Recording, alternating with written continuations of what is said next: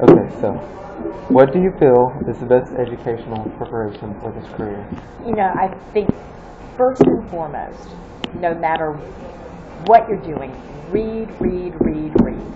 And that's such an important part of what we do, because the more information you have, the broader scope it gives you when you are sharing news stories. So reading to me is vital no matter what class you're taking. Read as much as you can, and also writing. The more you read, the better you write. Yeah. So I think those two skills, those two things right there, are such an asset when it comes to a field in journalism. History, it's good to know history. It's a little bit of everything, because that's what you really need in journalism, is to know a little bit of everything, but primarily you're focusing on your writing and your reading. How well did your college experience prepare you for this job? I think it prepared me wonderfully.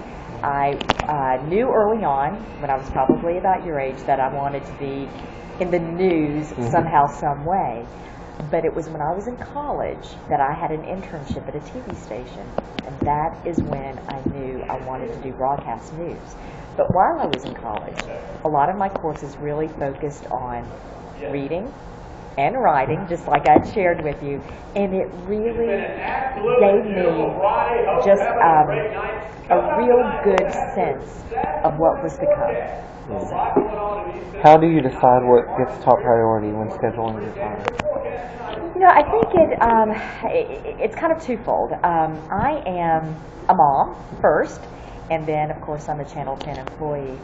When it comes to my job, what comes first is what the first deadline is.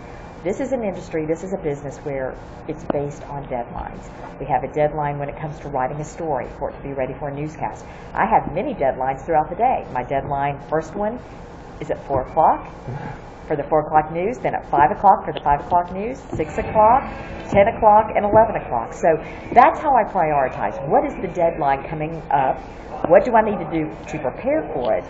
And then launch into that project. What problems have you encountered up here? I think there are problems that any person would encounter at work.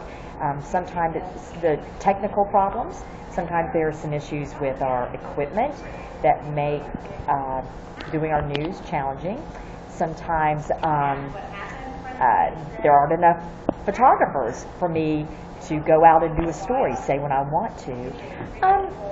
I think it's just your typical problems. Sometimes they're larger than others, but I've been fortunate in that I've never really had any major problems, just normal life problems that you would experience in any job place.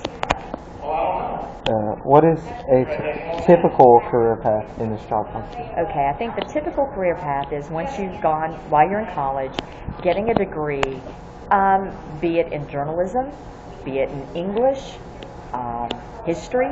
You don't have to get it just in journalism, but while you're in college, I think it's crucial to do internships. Go to those places where you can actually use those skills that you're learning in the classroom and figure out what it's like, find out what it's like in a workplace setting.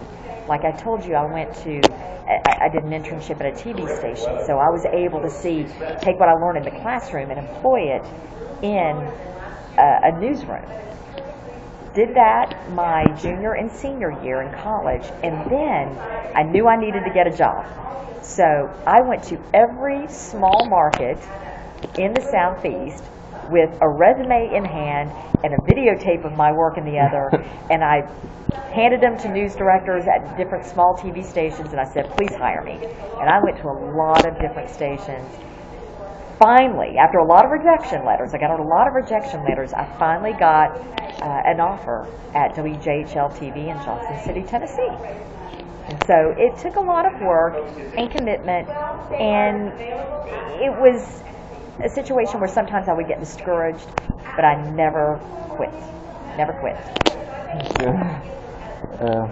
Why did you decide to pursue this career? Because it really takes two things that I love. I love to write, and I love news. I love to be able to know what's going on in my community and beyond. So I was able to marry those two things, wanting to know, being able to go out and cover the news, and then write about it. And in the midst of that, using pictures to tell the story in addition to the stories I write. That was something I always loved to do, and I'm just glad I get to do it still. How do you get the information of the news that will air on TV? Oh, there are many, many ways we get the information. We get tips. People email us, they text us, they call us with information that we then have to follow up on to see if it indeed is a story. We go to meetings. We go to a lot of meetings, county commission meetings, to city council meetings, different meetings where a lot of news happens there. We talk to people. First, primarily, just talking to people, you can learn a lot of news going on. So there are many different ways that we learn about the news and gather the news. And we bring it all together and figure out what is the most important thing for our viewers to know based on all this information of news events that are going on. When you're in public, do you get asked for autographs frequently? Not frequently. I don't. People will be like, "Hey, I know you." They'll point me out, or they'll say, "Hey," like we're old friends. And you know what? That's the way I look at it. We are friends because the viewers are inviting me into their house. By turning on the TV and watching Channel 10, they're allowing me to come into their house. So I see that as a bond, as a friendship. So I love when people come up to me and say, "Hey, I know you. And it's gratifying to me. What advice would you give to upcoming journalists such as me? My advice to you is, if you want it bad enough, don't let anything keep you from reaching your goal. You're going to get rejected, you're going to be frustrated, but if you want it bad enough, you will make it.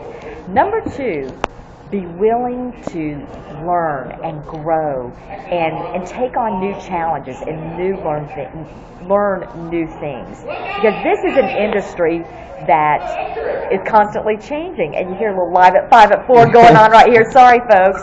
Russell Bivens going crazy. But I met him. He's pretty funny, too. He's funny. But it's really one of those things in which you just have to be willing to grow and learn and adapt to things that are changing. And read. Yeah. That's it.